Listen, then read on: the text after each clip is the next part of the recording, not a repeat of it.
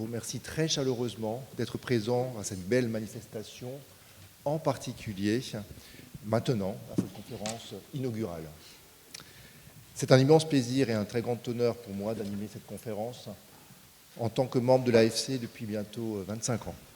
La thématique de l'appel à communication, comptabilité et valeurs que nous avons retenue pour les sessions parallèles d'aujourd'hui et de demain nous a semblé suffisamment large pour rassembler la communauté scientifique en comptabilité, contrôle et audit dans des échanges riches et passionnants.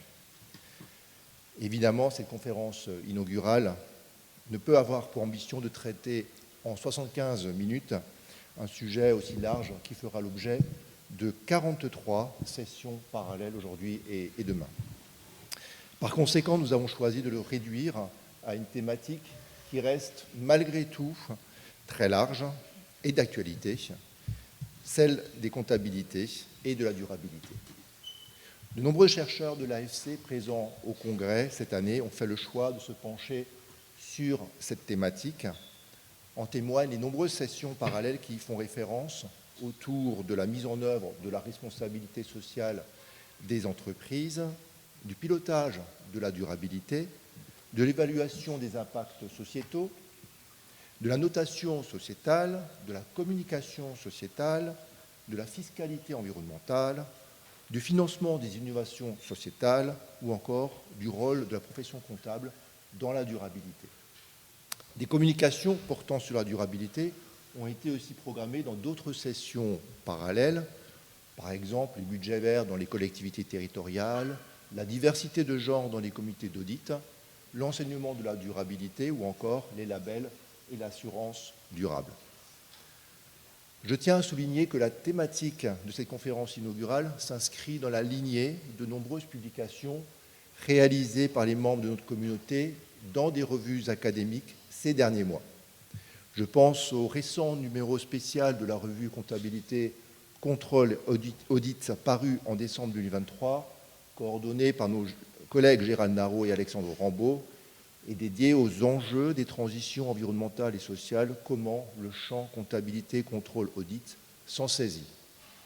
Je pense également à l'éditorial de la revue Audit, comptabilité, contrôle, recherche appliquée de janvier 2024, rédigé par nos collègues Agnès Mazar-Chaplon et Lionel Touchet, intitulé « Les enjeux liés au reporting de durabilité vers une transparence durable ». Je pense aussi au dernier numéro de la Revue française de gestion sur l'organisation et les sciences de gestion à l'épreuve de l'Anthropocène, auquel ont contribué plusieurs membres de l'AFC. Bref, on le voit bien, l'engouement autour de questions proches de la durabilité en comptabilité est important actuellement. Dans la continuité de ces débats académiques passionnants, nous avons convié à cette conférence inaugurale 4 experts reconnus au niveau national et international que je souhaite présenter maintenant. Alors, compte tenu de leur importante expérience, je ne pourrai évoquer que certains points saillants de leur parcours qui me pardonnent si j'omets certaines expériences ou responsabilités qu'ils considèrent comme majeures. Nous avons le plaisir et l'honneur d'accueillir 4 spécialistes de la durabilité dans le champ CCA que je vais présenter par ordre alphabétique. Donc, tout d'abord, nous accueillons Elisabeth Albertini, qui est maître de conférence habilitée à diriger des recherches en sciences de gestion à l'IE Paris Sorbonne Business School dans le département comptabilité, contrôle, audit. Ces recherches se concentrent sur la communication extra-financière relative aux activités socialement responsables et sur les composants du capital immatériel mobilisé par les entreprises dans le processus de création de valeur. Actuellement, elle est chef de projet normes de durabilité et normes IFRS et responsable de la recherche à l'ANC, l'autorité des normes comptables. Nous accueillons également Claire Dambrun, qui est professeure de contrôle de gestion à l'ESCP Business School et qui co-dirige le département comptabilité et contrôle de l'école. Ses recherches portent notamment sur les conditions socio-institutionnelles d'émergence des systèmes de mesure de la performance et leurs conséquences. Une autre partie de ces recherches porte sur le genre et la professionnalisation. Elle est dans le board de plusieurs revues, telles que Accounting Organization and Society, Critical Perspective on Accounting et Management Accounting Research. Elle est également rédactrice en chef de la revue CCA. Nous accueillons également Corinne... Pardon ? Pas encore écho. Pas encore écho. D'accord. Merci, corrélatrice. Nous accueillons également Corinne Gendron, qui est professeure de sociologie au département de stratégie, responsabilité sociale et environnementale à l'École des sciences de la gestion de l'Université du Québec à Montréal. Elle dirige le groupe des chercheurs en responsabilité sociale et en développement durable. Ses travaux abordent notamment les nouvelles régulations, l'acceptabilité sociale, l'innovation et les systèmes de gouvernance dans un contexte de mondialisation. Elle est et a été membre de nombreuses structures académiques, dont certaines en France, comme l'Académie des technologies, dans laquelle elle a été élue vice-présidente du pôle technologie, économie et société. Enfin, nous accueillons Jean-Pascal Gon, qui est professeur de responsabilité sociale des entreprises à la Bayes Business School à Londres. Ses recherches actuelles sont notamment consacrées au rôle des normes et des mesures dans l'institutionnalisation de la RSE sur le marché financier dans les entreprises, à l'influence de la RSE sur les employés et aux différentes variantes de la RSE selon le type de capitalisme. Il a publié des articles dans des revues académiques prestigieuses telles que Business and Society, Human Relations, Organization Science, Organization Studies. J'adresse d'ores et déjà mes chaleureux remerciements à chacun d'entre vous pour avoir accepté de participer à cette conférence inaugurale. Alors, pour commencer sur le sujet de la comptabilité et de la durabilité, il me semble utile de cerner les concepts concernés par ce sujet et de déterminer les frontières de ce sujet. Bien sûr, pas ceux de la comptabilité, du contrôle et de l'audit, mais celui de la durabilité, qui est un concept particulièrement et extrêmement vaste. Alors, je me tourne vers Corinne Gendron pour qu'elle nous apporte un éclairage de ce qu'est la durabilité et des différences par rapport à un concept voisin, celui de soutenabilité. Corinne, je pense qu'il est également utile de préciser comment s'inscrit la durabilité dans le développement durable ou encore dans la responsabilité sociale des organisations.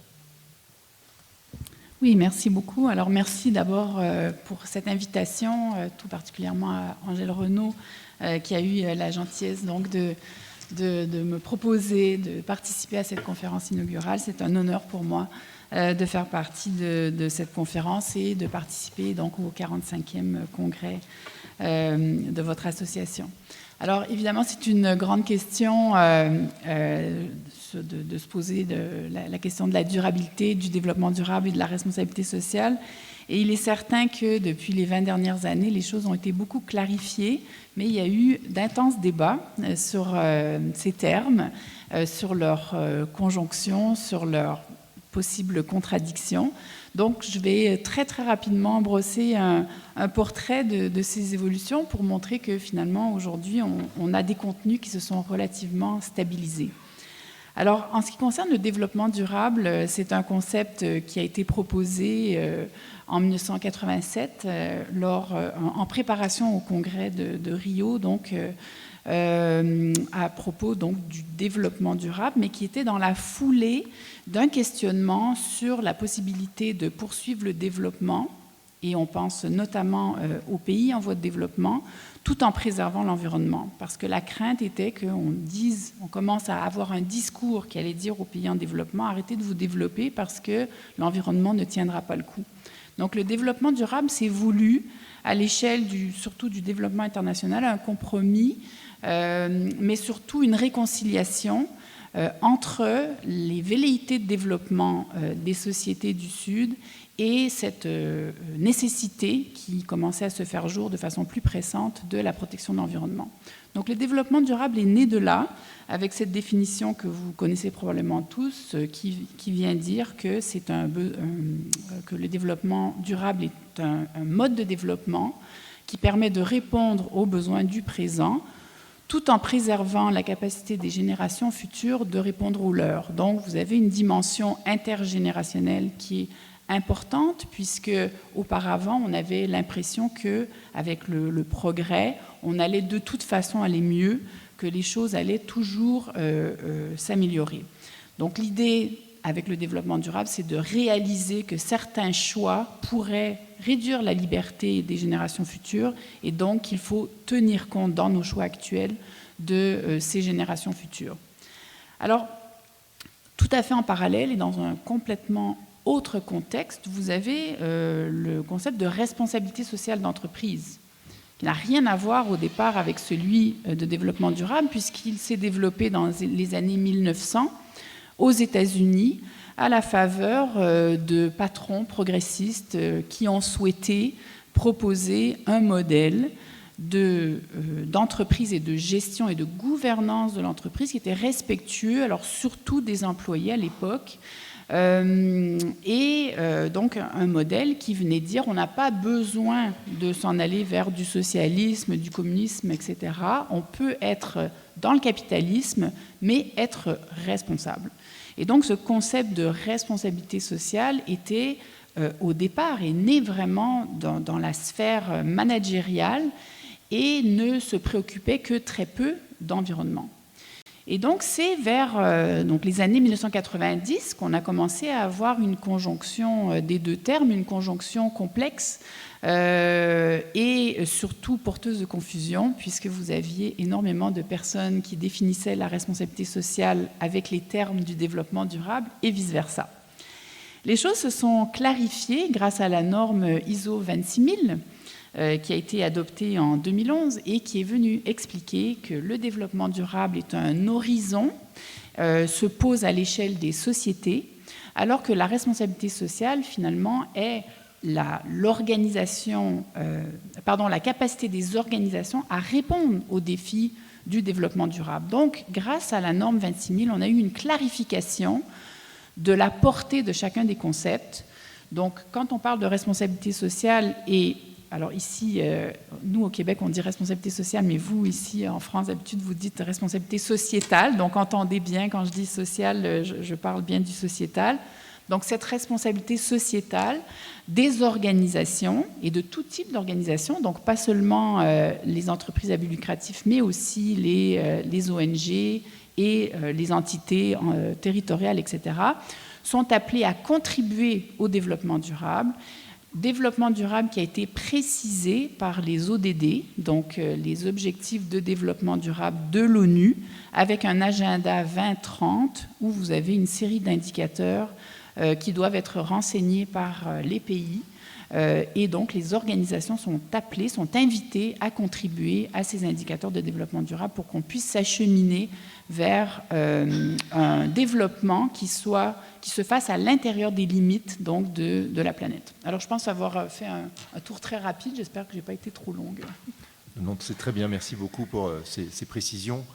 Alors évidemment, la question qu'on peut se poser maintenant, c'est de savoir quels sont les enjeux de la durabilité pour les organisations, mais aussi les difficultés qu'elles rencontrent. On sait bien que la mise en œuvre de principes et de pratiques de durabilité ne va pas de soi dans les organisations et que certains leviers sont à actionner. Donc, Corinne, quels sont les enjeux, les leviers et les difficultés liées à la durabilité ?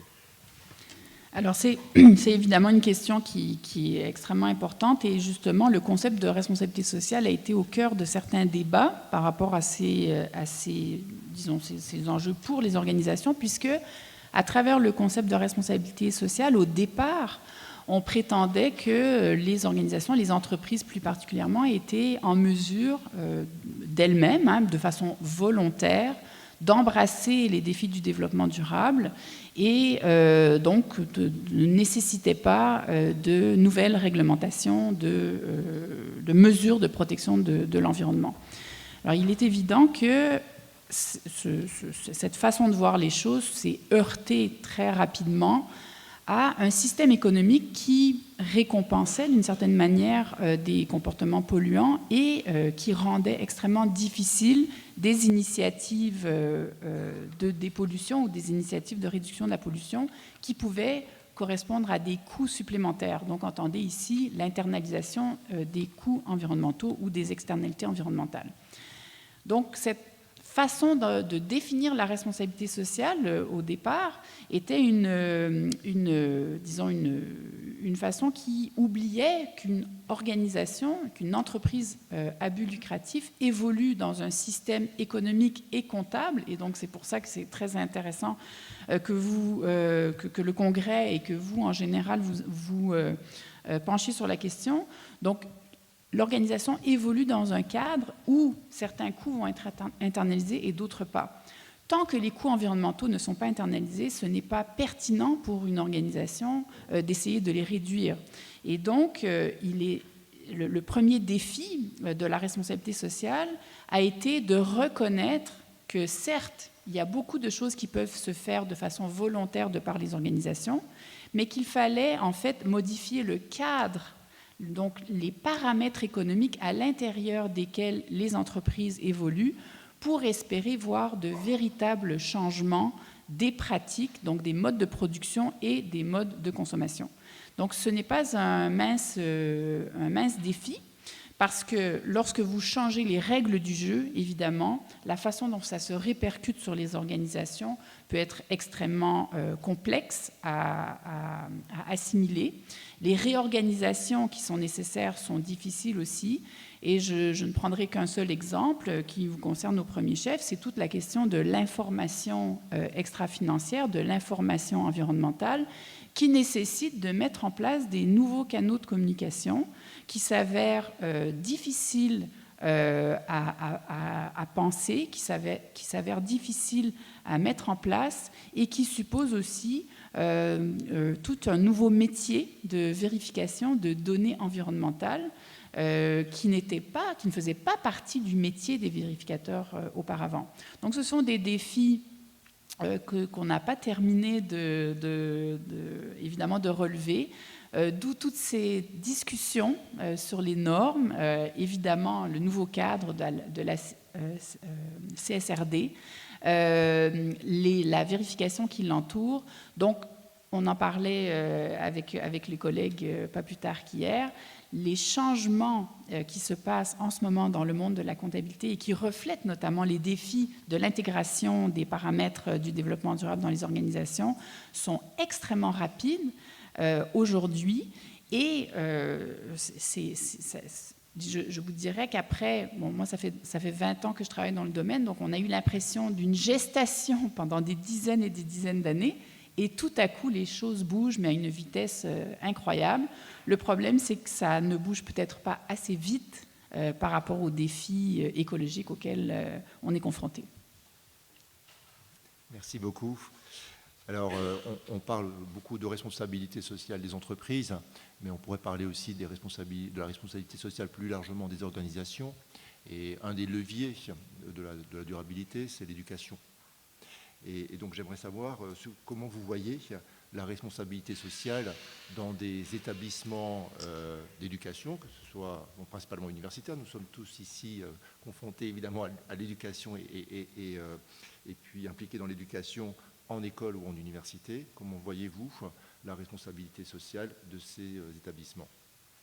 Alors j'étais très, très heureuse d'entendre le président de l'Université de Bourgogne, Vincent Thomas, tout à l'heure parler justement de cette perspective que son université a effectivement embrassée, donc de la RSU, responsabilité sociale des universités. Donc les universités sont un acteur incontournable, bien sûr, de ce qu'on appelle aujourd'hui la transition écologique, et cet engagement donc, des universités va se faire à travers tous les leviers d'action.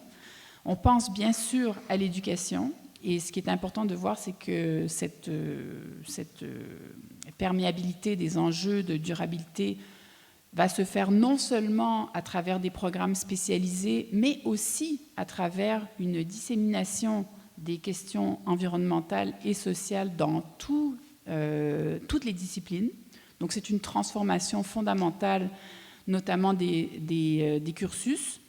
Mais ça, ce n'est qu'un morceau de ce que peut faire l'université, parce qu'il y a évidemment aussi le volet recherche.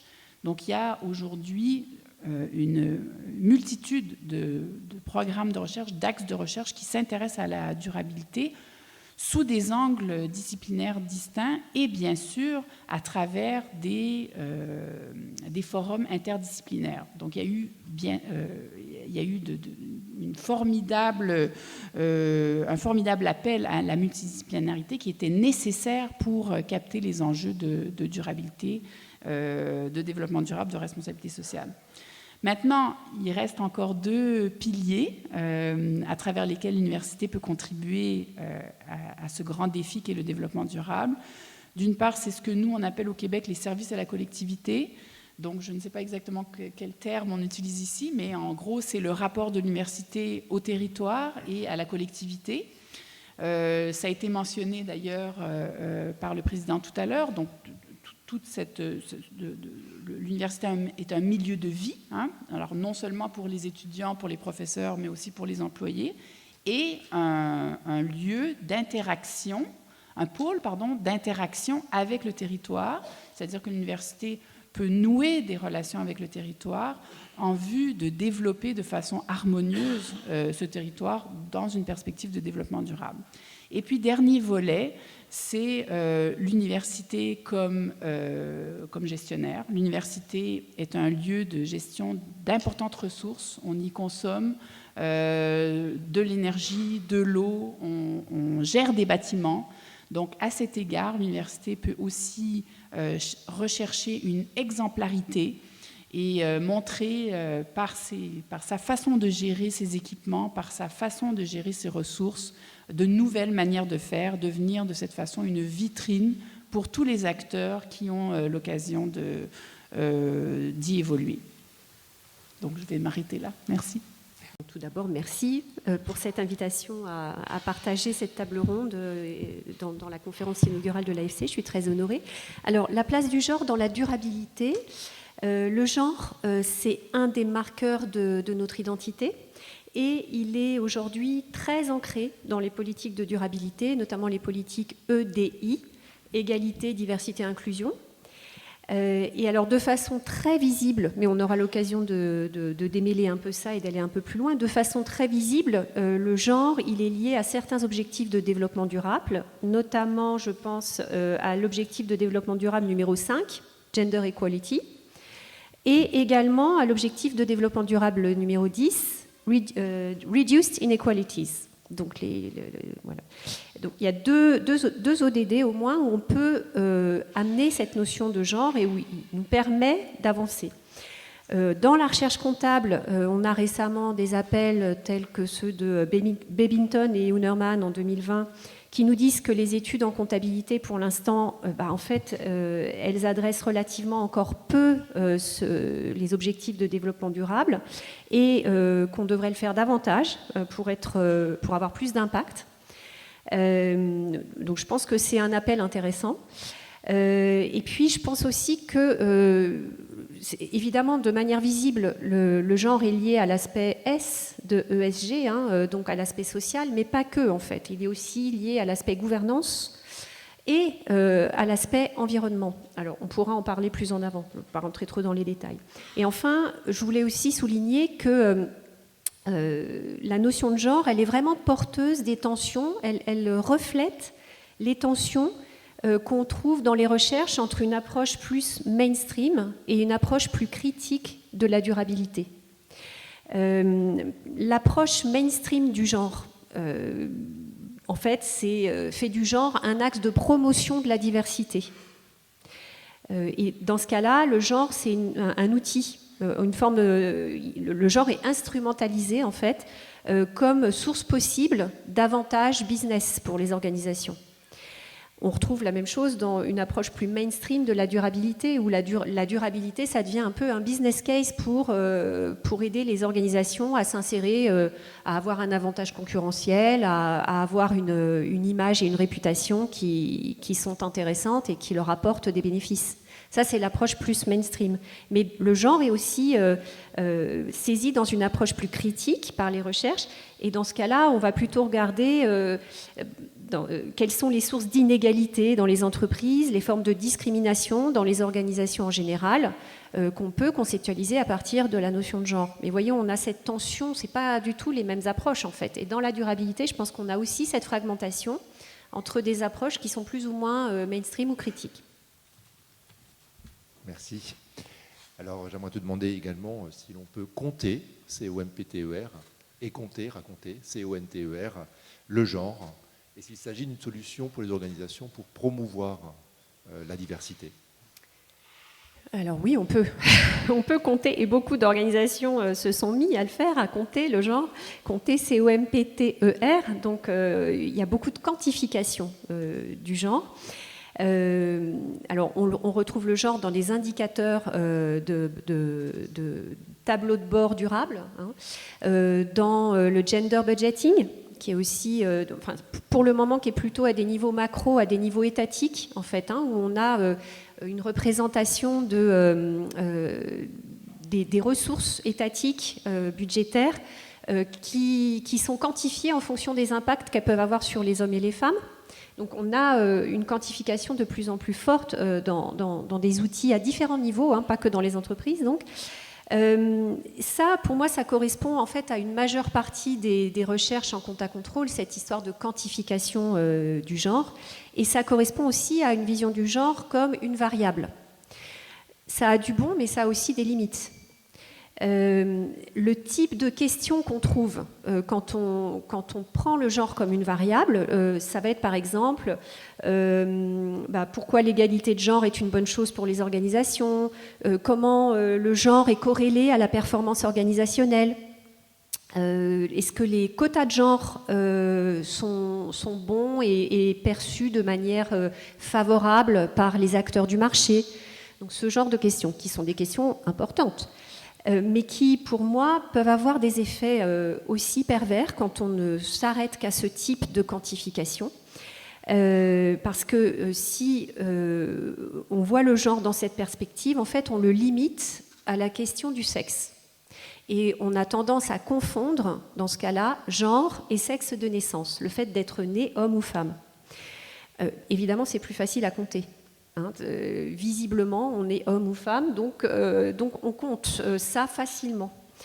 Et ça crée un problème, ça crée l'illusion que le genre, c'est une question de nombre, en fait, et que les inégalités, c'est juste, elles vont être résolues par des questions de nombre, donc de proportion. Si on a autant d'hommes que de femmes, tout va bien. Or, c'est beaucoup plus complexe que ça. Et ça amène à un certain conservatisme, et puis ça amène aussi à une forme d'essentialisation, hein, c'est-à-dire les hommes vont être plutôt avec ce type de caractéristiques, et donc si on veut regarder la proportion des femmes dans un board, il faut aussi regarder leurs caractéristiques personnelles pour comprendre pourquoi elles vont être en nombre égal ou pas dans un board. Vous voyez, ça, et ça, pour moi, c'est un problème dans le sens où on a tendance à essentialiser et les hommes et les femmes quand on compte le genre, en fait. Donc, en fait, il n'y a pas que deux genres, en fait. Là, si on considère qu'il y a deux genres, on confond genre et sexe. Il y a des genres multiples, et c'est très important d'avoir en tête cette multiplicité, parce que les organisations sont souvent considérées comme des univers masculins qui reflètent les stéréotypes de genre de la société. Et un de ces stéréotypes, c'est que le genre est binaire, hein, c'est-à-dire le fait de se sentir homme ou femme. Voilà, on a deux choix, quoi, en gros. Donc ce stéréotype-là, en fait, il construit aussi l'organisation comme masculine. Et donc les processus d'évaluation, les outils comptables, le gender budgeting dont je vous ai parlé tout à l'heure, ils ont une forte tendance à être structurés par cette perception du genre comme binaire. Et ça entretient cette confusion, en fait, entre genre et sexe. Voilà. Alors, dans la recherche en comptabilité contre l'audit, y a-t-il d'autres façons d'aborder le genre ? Alors oui, bien sûr, il y en a. Et puis j'espère qu'on va en découvrir encore d'autres, parce que voilà, le genre, en fait, c'est un concept dont la définition évolue aussi, hein, et ça, c'est ce qui en fait son intérêt. Alors, les autres façons d'aborder le genre dans les recherches en comptabilité contrôle, on peut partir des objets, et puis je vous dirais le sens de genre, en fait, qui est lié à ces objets. Le genre en compta contrôle a été beaucoup saisi pour parler de la profession comptable, et donc pour la qualifier notamment de profession masculine. Ce concept-là a aussi été utile pour comprendre les modes de promotion à l'intérieur des cabinets d'audit, pour comprendre, pour faire sens de la socialisation des jeunes auditeurs, des modèles ou des codes informels qui révèlent un certain ethos professionnel en audit. Le genre a aussi été saisi pour parler du langage qu'on... Comment on représente la performance d'une entreprise à travers des rapports annuels qui peuvent être genrés, en fait. Donc, on voit que à travers des objets tels les reporting, tels aussi la profession en elle-même, il y a d'autres sens qui ont émergé, parce que là, il ne s'agit pas de compter le genre n'est plus une variable homme-femme. C'est plutôt, ça devient, dans ces objets-là, les représentations sociales autour du féminin et du masculin, et la division de pouvoir qui va avec. Donc les différentes formes de distribution de pouvoir qui vont avec. Donc c'est un autre sens, ce n'est pas le sexe biologique. C'est plus une construction sociale qui va avec nos représentations de qu'est-ce qui est féminin ou masculin.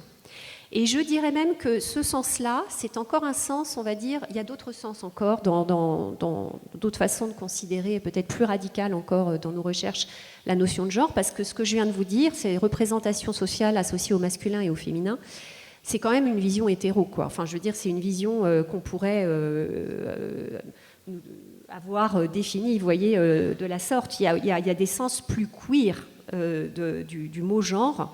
Et je voudrais aborder cette notion-là ici, parce qu'il y a un concept dans cette définition plus queer qui m'intéresse. Le genre, ça n'est pas, dans une perspective plus radicale, le fait d'être né homme ou femme, ça on a compris, mais aussi, ça ne serait même pas la représentation qu'on a du masculin et du féminin dans la société, ça serait davantage le degré et la permanence avec lequel le genre dont on se ressent est aligné avec le genre qu'on nous a assigné à la naissance. Et c'est cette notion d'alignement qui m'intéresse. L'alignement à un genre assigné à la naissance, c'est très important, je pense, pour les recherches en gestion, parce que l'organisation, elle peut être pensée comme une machine à alignement. C'est-à-dire quand on est dans une organisation, on est dans un univers où il y a beaucoup de processus de mise en conformité des individus avec la culture organisationnelle.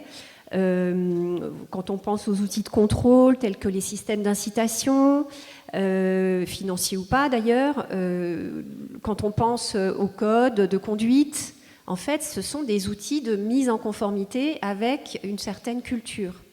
Et donc cette notion d'alignement qu'on retrouve dans une définition plus radicale du genre, pour moi, elle est très utile pour essayer de comprendre ces processus de mise en conformité, le fait de transformer l'individu, le making up, comme un concept gouvernemental proposé par Duguay, comment on transforme l'individu et on le forme à une culture organisationnelle.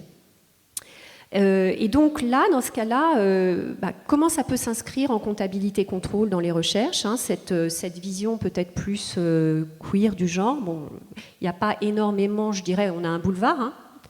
On a un boulevard pour développer des recherches autour de ça, parce que pour l'instant, on est quand même plutôt dans le comptage homme-femme et les carrières, la profession. Alors, moi, je pense à un certain nombre de types d'objets qu'on pourrait saisir. Les processus d'exclusion dans les mécanismes de reddition de comptes. Quels sont les profils qui sont légitimes à rendre des comptes et ceux auxquels on ne donne pas de visibilité dans la reddition de comptes? Ça, c'est le type de questions comptables, contrôle, qui, à mon avis, peuvent se saisir du genre avec une vision plus alignement ou pas. Également, la question de quels sont les corps acceptables dans les organisations et comment les corps sont soumis à, on va dire, des dynamiques de performance. Et qu'est-ce que ces dynamiques de performance entraînent sur les corps? Donc le fait, par exemple, de devoir respecter des temps de production, d'avoir des temps de pause ou pas, d'avoir beaucoup de mobilité. Donc ces questions-là, en comptabilité contrôle, sont intéressantes parce qu'elles appellent aussi à des cadres théoriques qui sont liés à l'espace, le temps, donc nos rapports en fait avec le monde, mais dans un sens plus matériel du terme. Quel est notre rapport au temps et à l'espace par rapport à l'obtention d'une performance? Et est-ce que notre corps, il est traité dignement dans les organisations pour répondre à ces attentes de performance? Voilà, et donc là, on voit bien que ce ne sont pas le même sens du genre, hein, mais qu'on a encore beaucoup à faire. Et donc, pour conclure, je dirais que j'espère que je vous ai convaincu que le genre n'est pas un concept qui est saisi dans les recherches comptables uniquement par des femmes. C'est-à-dire qu'on est tous concernés par ces questions-là, et ce sont des questions qui peuvent... ce que je trouve très passionnant dans les recherches sur le genre en comptabilité, c'est que quand on s'en saisit, on questionne notre propre identité. Et donc, on est amené à vraiment se réfléchir sur notre évolution en tant qu'individu, en tant que chercheur. Et ça, c'est vraiment passionnant pour tout chercheur. Donc, les hommes blancs qui ont du pouvoir hétéro de la salle, faites des études de genre également. Ce n'est pas réservé à un certain profil. Hein, vous voyez, les questions sont passionnantes pour tous. Voilà. Merci beaucoup, Claire, pour cet éclairage. Merci pour la belle transition aussi. Jean-Pascal, comment peut-on définir le concept de performance sociétale d'abord? Merci pour l'invitation et bravo pour l'organisation d'un panel équilibré ou déséquilibré dans le bon sens en termes de genre aussi. Je voulais signaler cet élément. Donc la définition, je ne vais pas vous abrutir de définitions et de modèles de performance sociétale.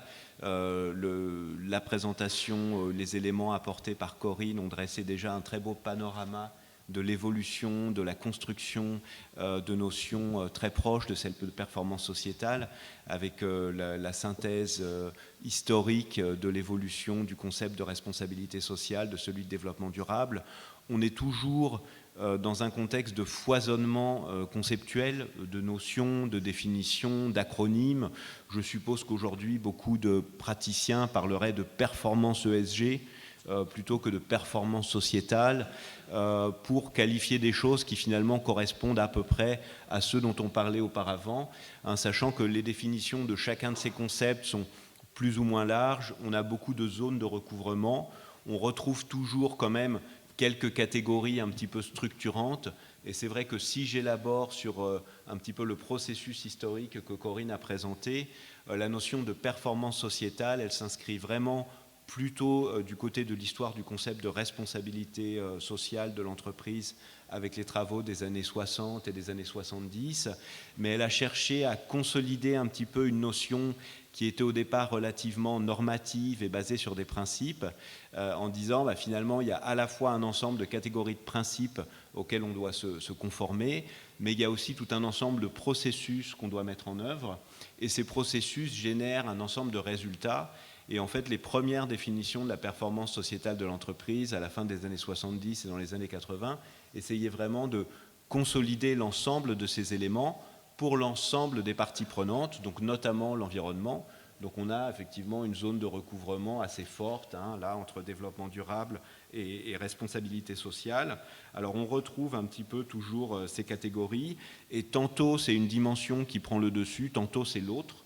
Alors là, c'est vrai qu'avec l'acronyme ESG pour environnement, problèmes environnementaux, sociaux, de gouvernance, on repart un petit peu sur une catégorie par problème, par enjeu, hein, qui était la façon dominante de voir les choses dans les années 60, quand la notion de social issue in management a émergé, a donné son nom à la division de l'Academy of Management, alors que parfois on repart plutôt sur des catégories un petit peu structurelles. Et donc du coup, cette définition est en évolution, mais j'ai envie de dire à la fois, on a beaucoup d'innovations en termes de labellisation, et à la fois sur le fond, les problèmes et les dimensions qu'on cherche à capturer sont un petit peu toujours les mêmes. et recoupe toujours cette dimension un peu normative, cette dimension processuelle, cette dimension de résultat. Je dirais que l'enjeu ou la frontière des discussions aujourd'hui, c'est jusqu'où on va dans la capture et la définition des résultats, et est-ce qu'on arrive vraiment à avoir l'impact en termes de performance, hein. On pourrait se dire aussi que cette performance sociétale ou cette performance globale, ça devrait être la mesure de l'ensemble des externalités positives et négatives créées par une organisation, ou sa capacité à produire du bien-être social tout en restant en conformité avec les contraintes planétaires. Je pense que ça, c'est des définitions sur lesquelles on pourrait se mettre d'accord. Mais alors après, quelles sont les dimensions, les catégories qu'on doit prendre en compte pour arriver à mesurer ça ? Là, pour ce qui est des mesures vraiment d'impact et aller vers l'impact de ces choses-là, les organisations sont souvent un peu démunies parce que bien sûr, arriver à mesurer comment est-ce qu'on crée de la satisfaction ou du bien-être pour les différentes parties prenantes, ça implique d'aller voir chacune de ces parties prenantes, de disposer de métriques, de dispositifs de mesure pour le faire. Donc c'est des choses qui sont extrêmement compliquées. Et les processus normatifs de régulation dont on a un peu parlé poussent les organisations plutôt à la reddition de comptes seulement pour certaines parties prenantes, orientées vers, en règle générale, quand même les actionnaires, un petit peu les employés sous des formats un peu différents parfois, mais assez rarement finalement des communautés locales ou d'autres parties prenantes de l'entreprise. Donc je pense que c'est un petit peu les problèmes de définition qu'on a. Ce serait essayer d'avoir vraiment une définition globale et une définition qui permette de prendre en compte les dimensions d'impact et l'ensemble des externalités produites par les organisations. Voilà, d'après moi, là où en sont un petit peu les débats définitionnels, au-delà du choix du label. Hein, alors est-ce qu'on parle de SG, de performance durable, de performance globale? Là, on a le choix un petit peu, mais je crois qu'il ne faut pas se laisser aveugler par la fraîcheur d'un nouveau label et d'un nouveau concept, et qu'il faut essayer de construire sur ce qu'on a déjà essayé d'élaborer depuis de nombreuses années dans ce champ disciplinaire. Alors, la performance est difficile à définir. Donc, mesurer la performance est aussi très difficile. Comment peut-on mesurer la performance sociétale en interne, en externe, et quels en sont les impacts? Alors là aussi, le problème de la mesure en interne et en externe, et aussi la problématique qui est même peut-être encore plus importante du lien entre ces deux catégories de mesures, qui est finalement parfois évacuée du fait qu'on se centre soit quand, pour les chercheurs plutôt en contrôle de gestion, je suppose, sur les dispositifs de mesure internes au sein des entreprises et des organisations, où on essaie de voir qu'est-ce qui se fait, quels sont les systèmes de contrôle disponibles, comment est-ce qu'on peut évaluer des choses qui sont liées à la diversité, les intégrer dans des systèmes qui ont été souvent conçus plutôt pour piloter la performance financière, la performance économique, ajouter les dimensions environnementales par rapport à ces aspects-là. Et on voit que très souvent, il y a beaucoup de choses qui sont émergentes. Il n'y a pas toujours un contrôle extrêmement délibéré dans l'émergence de ces systèmes.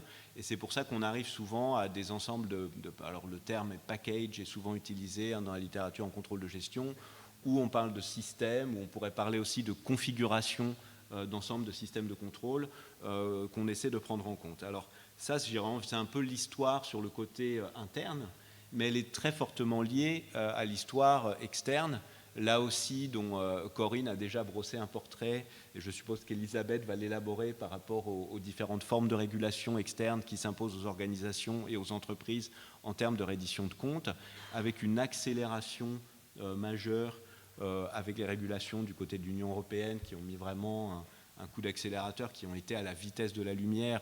Quand on pense qu'il a fallu 6 ans pour se mettre d'accord sur la norme ISO 26000 à peu près, et qu'en 1 an, les experts du groupe de haut niveau de la Commission européenne ont pondu un rapport qui a permis de construire le plan d'action qui est la matrice à peu près de toutes les régulations qui ont été développées ces dernières années.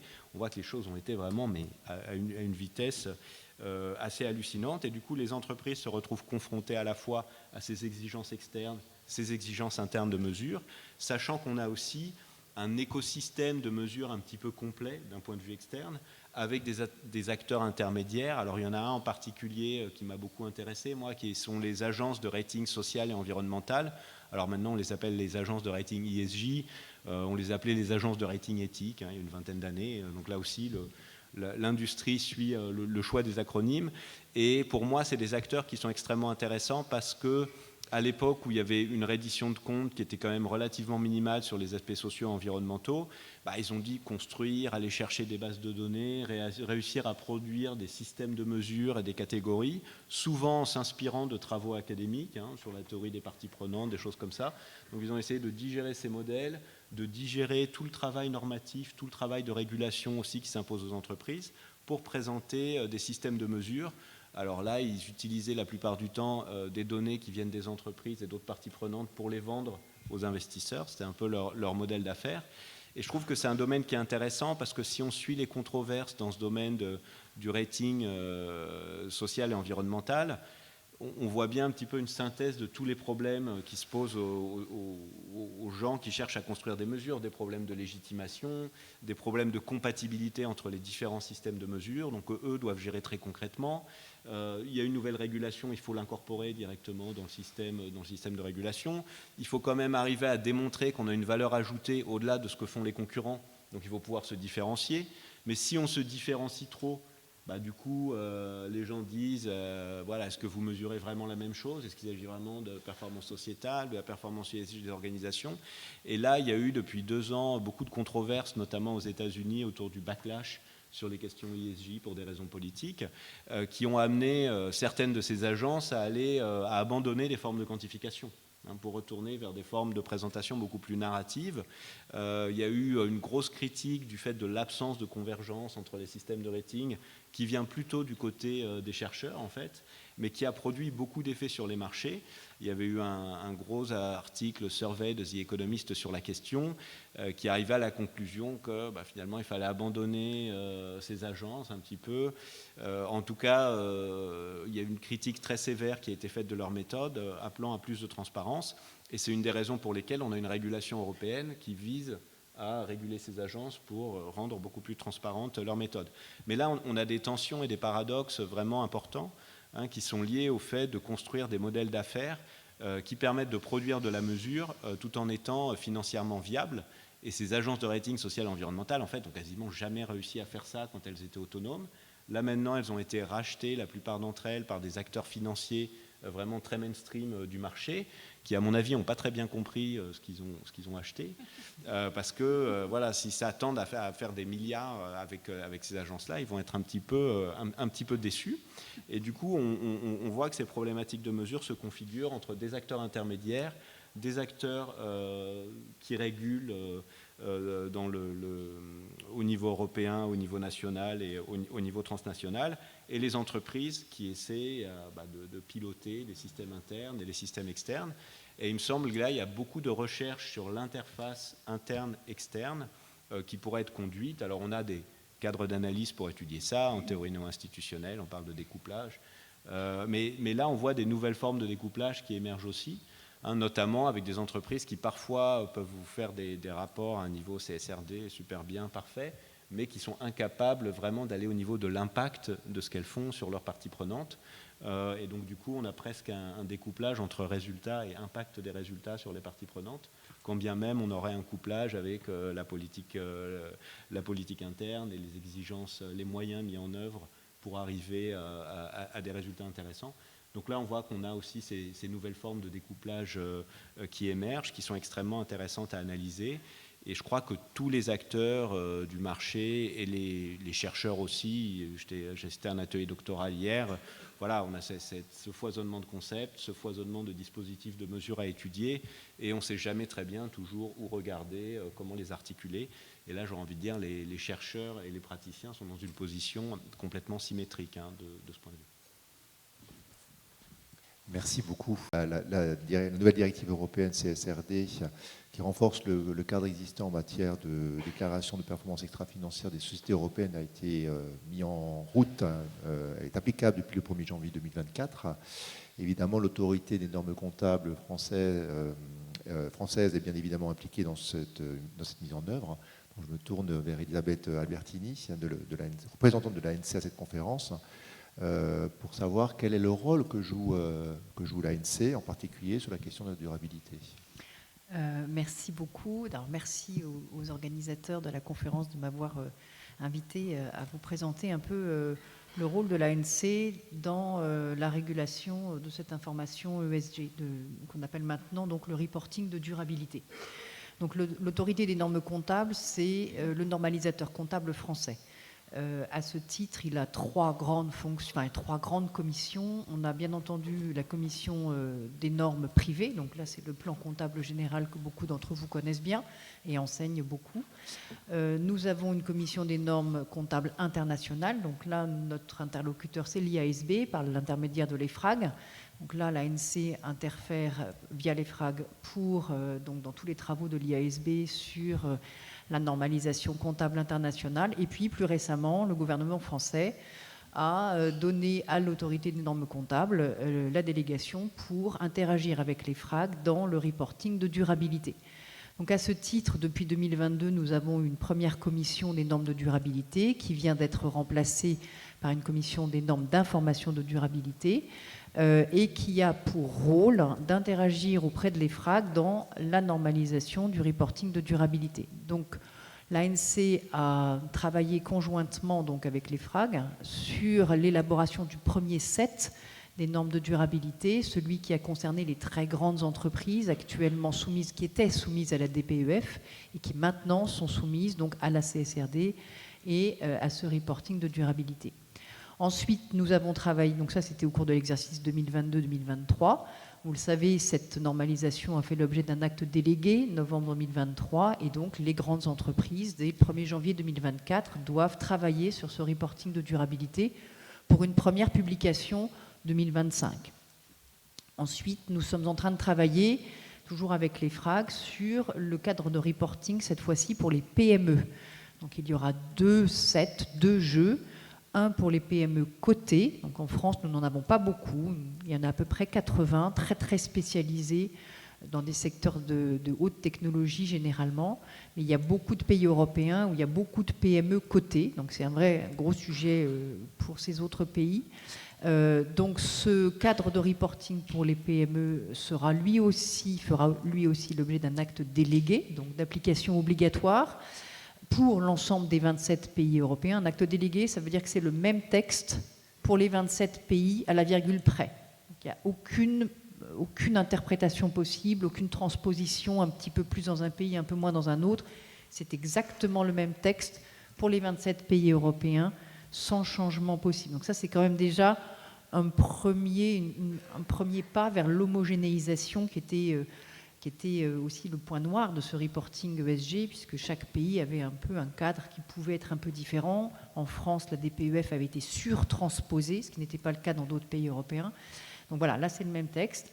Donc pour les PME cotées, ce sera la même chose. L'acte délégué sera commun aux 27 pays. Et puis pour les PME non cotées, on appelle le VSMIs, celui-ci sera d'application volontaire, ne fera pas l'objet d'un acte délégué et va s'inscrire comme un outil d'aide à l'accompagnement vers la transformation du business model. On est moins dans un outil de reporting, on est plus dans un outil d'aide à l'accompagnement de la transformation d'un business model. Voilà, l'ANC interagit, donc répond à tous les appels à commentaires des exposés sondages de l'EFRAG, mais aussi a répondu à tous les appels à commentaires qui ont été faits par l'ISSB pour porter aussi la voix de la France sur le cadre de reporting proposé par l'ISSB, interagit beaucoup aussi avec le GRI pour, encore une fois, porter les sujets majeurs que la France et Bercy considèrent comme importants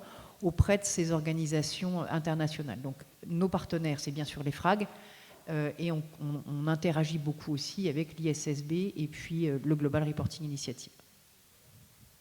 Concernant les normes de durabilité, est-ce que vous pourriez nous en parler un petit peu sur le contenu de ces normes ? Alors, le premier set, beaucoup le savent, il y a 12 standards qui sont sortis. Donc, effectivement, je reprends les propos qui ont été précédemment soulignés. Ça a été un effort colossal de la part de l'EFRAG de sortir 12 standards en une seule fois. Rappelez-vous, l'IASB a mis un petit peu plus de temps pour en sortir le même nombre. Donc, ça a été une vraie révolution.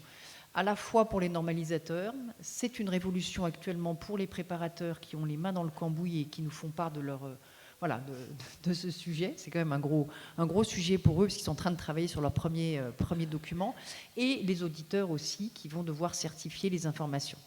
Donc 12 standards. Il y a 2 normes transversales, il y a 5 normes pour l'environnement, il y en a 4 pour le volet social et 1 pour la gouvernance.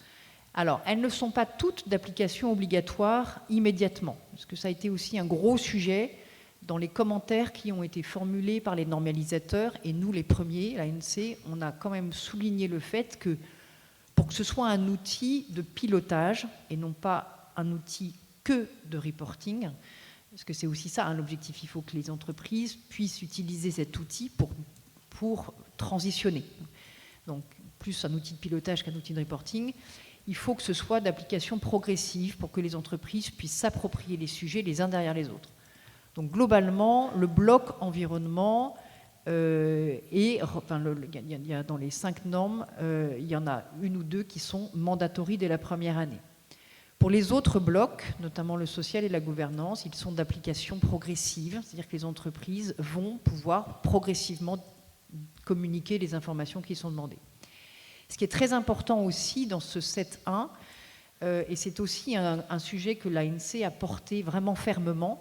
Alors je vous rappelle que le directeur à l'EFRAG du Sustainability Board, c'est Patrick de Cambourg, qui était l'ancien directeur de l'ANC. Donc nous, l'ANC, quand on a posé quelques sujets, on était directement en confrontation avec Patrick de Cambourg. Et notamment, l'ANC a vraiment défendu l'importance de l'analyse de matérialité. Sur la toute première version de ces normes de durabilité, d'après les FRAG, tous les sujets étaient matériels et donc l'entreprise devait communiquer les informations demandées sur tous les sujets. Et on a considéré, on n'était pas les seuls, les normalisateurs européens ont considéré que c'était une façon de déresponsabiliser l'entreprise que de lui imposer de communiquer les informations demandées sur absolument tous les sujets. Et donc, on a privilégié mettre au cœur du dispositif l'analyse de matérialité. Donc, l'entreprise doit faire son analyse de matérialité sous le contrôle, bien entendu, des auditeurs. C'est une double matérialité qui est demandée, matérialité d'impact et matérialité financière. Et à l'issue de cette analyse de matérialité, eh bien, les sujets qui ressortent comme étant matériels, eh bien, l'entreprise doit communiquer les informations qui sont demandées dans ces sujets-là. Donc ça, c'est vraiment quelque chose d'important parce qu'on a considéré que c'était un moyen, probablement un bon moyen, on suppose, que l'entreprise s'approprie les sujets, E, S et G. Elle réfléchit aux enjeux qui sont matériels pour elle, compte tenu de son secteur d'activité, compte tenu de son implantation géographique, et elle rend des comptes en fonction des sujets qui sont matériels. Ça, c'est une démarche que l'on pense être plus active que simplement le fait d'expliquer en quoi le sujet n'est pas matériel. C'est une démarche un peu plus négative qui était celle qui était demandée dans le premier set. Donc 12 normes qui couvrent les 3 gros sujets, donc environnement, social et gouvernance. Et c'est l'une des premières fois que le sujet social est mandatory. Climat, ça c'est sûr qu'il était déjà très très avancé. Gouvernance, il était aussi assez avancé, mais c'est la première fois que le sujet social est aussi mandatory dans le bloc. Donc 12 grosses normes, voilà. Merci. Alors peut-être pour terminer, juste en 2-3 mots, quels sont les chantiers en cours de l'ANC en matière de durabilité? Alors en chantier en cours, d'abord nous sommes en train de développer une nouvelle casquette qui est la pédagogie, puisque vous l'avez compris, ces 12 standards sont assez exigeants en termes de contenu, en termes d'indicateurs. Et donc on produit actuellement des guides pédagogiques en français. Le premier est déjà sorti, je crois qu'il est disponible sur notre site internet. On est en train de faire le second qui va couvrir tous les standards avec une forme question-réponse. Donc là c'est vraiment un outil de vulgarisation, c'est un guide pédagogique pour que les utilisateurs, nos parties prenantes, donc utilisateurs, préparateurs et auditeurs, puissent s'approprier les sujets sur la base de questions claires, avec des réponses assez claires aussi. On a 2 groupes de travail qui sont en train d'être mis en place. Le premier sur le sujet de la connectivité entre les états de durabilité et les états financiers sur le climat. Le sujet est l'intégration des risques climat dans les états financiers pour s'assurer qu'il y a une connectivité quand une entreprise divulgue un risque climatique sur ses installations, eh bien qu'il y ait la conséquence dans les états financiers en termes de test d'impairment, par exemple, ou révision de la durée d'utilité de cette installation, puisqu'elle est déclarée comme étant à risque dans le reporting de durabilité. Donc ça, c'est un groupe de travail qui va aussi avoir pour objectif de publier un guide pédagogique, normalement début 2025.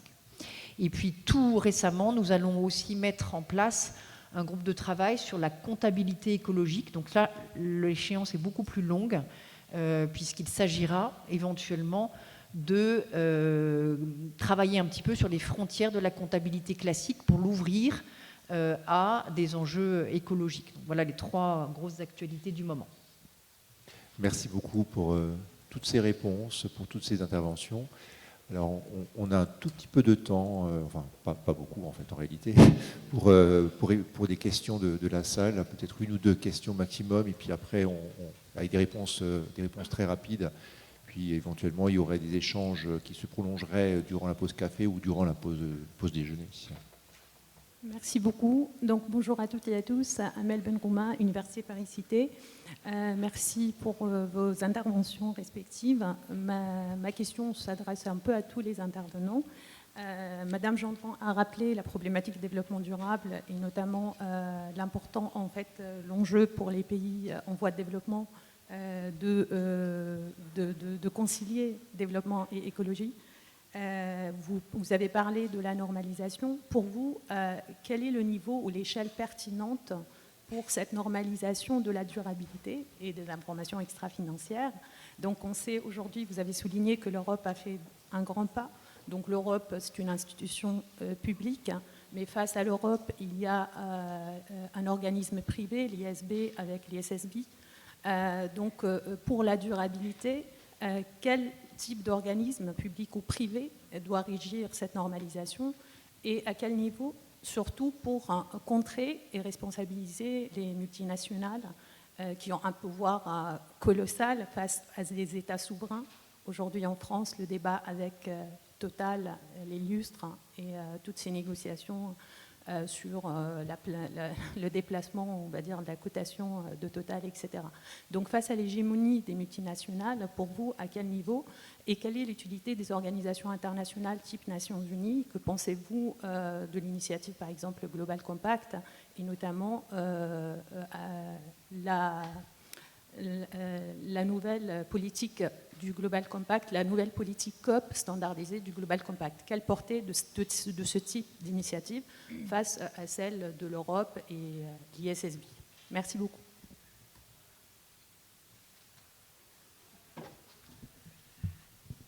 C'est une vaste question, donc ma réponse sera vraiment partielle.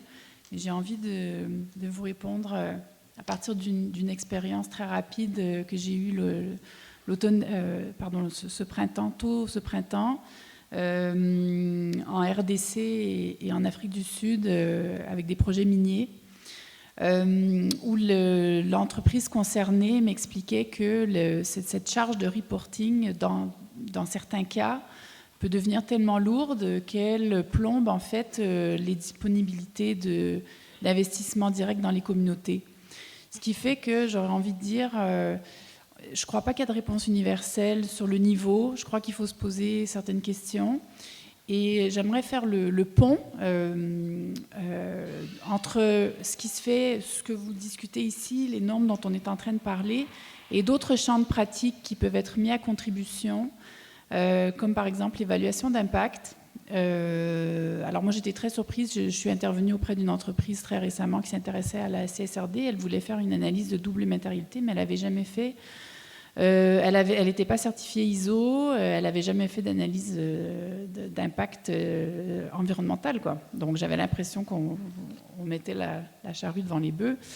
Mais tout ça pour dire que le champ de l'évaluation d'impact et les évaluations stratégiques aussi, les évaluations environnementales stratégiques, sont un champ de pratique qui permet de s'intéresser aux impacts concrets, mais en lien avec les populations locales et dans un dialogue de participation publique. Et à ce moment-là, on a un dialogue qui qui ne passe pas par une production d'informations standardisée, certes, mais qui peut quand même mener à des compromis intéressants et à des redditions de comptes d'une autre nature qui sont plutôt dans le dialogue. Alors évidemment, puisque vous parlez de multinationales, ça ne peut pas se faire de façon simplement ad hoc. Il faut des balises pour ce type de pratique pour que le dialogue soit un dialogue réel, parce que sinon vous avez David contre Goliath, ça ne donne pas grand-chose. Mais il y a quand même beaucoup de normes à l'échelle de la Banque mondiale, par exemple, et à d'autres échelles. Donc beaucoup de financeurs internationaux qui imposent des standards sur la manière de mener les évaluations d'impact et surtout pour intégrer les populations locales dans cette évaluation d'impact, qui est une évaluation d'impact, bien sûr, environnemental et social la plupart du temps.